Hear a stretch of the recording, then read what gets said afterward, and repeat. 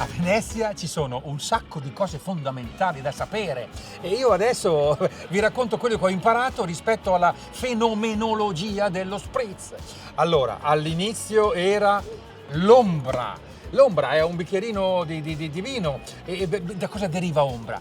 Deriva dal fatto che c'era un banchetto sotto al campanile di San Marco che vendeva il vino, ma si spostava in base all'ombra. Ed ecco l'ombra. Ah, ma l'ombra, abbiamo cominciato con l'ombra. Poi arrivano gli austro-ungarici e hanno una debolezza. Per loro il vino veneto è troppo alcolico, troppo pesante, allora cominciano ad annacquarlo e il verbo tedesco è spritzen, e quindi spritz.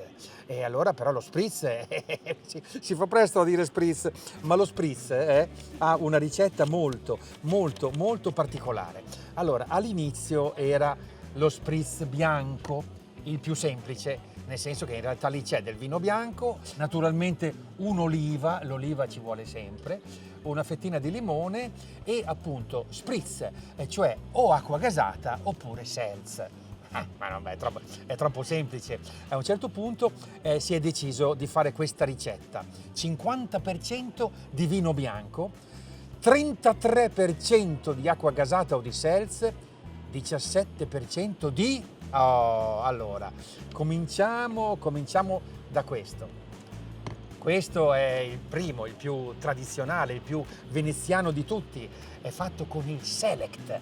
Ma non basta il Select, perché a un certo punto c'è chi lo vuole ancora più alcolico, ancora più tosto. E allora guarda che invece del Select, ecco qua, ci mettono il Campari.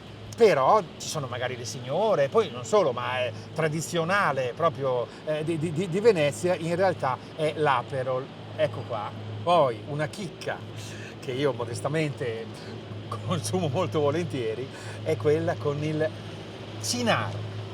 Guarda mo', tutta una cosa etilico-cromatica meravigliosa e il tutto naturalmente per evitare che il tasso alcolico crei confusione mentale, il tutto accompagnato dai cicchetti. Il cicchetto, lo dice la parola, il cicchetto, guarda, questa con la sardine saor, lì con il baccalà mantecato, qui con la fantasia. Se volete venire a Venezia e fare la vostra figura, dovete essere in grado di scegliere a occhi chiusi lo spritz che preferite.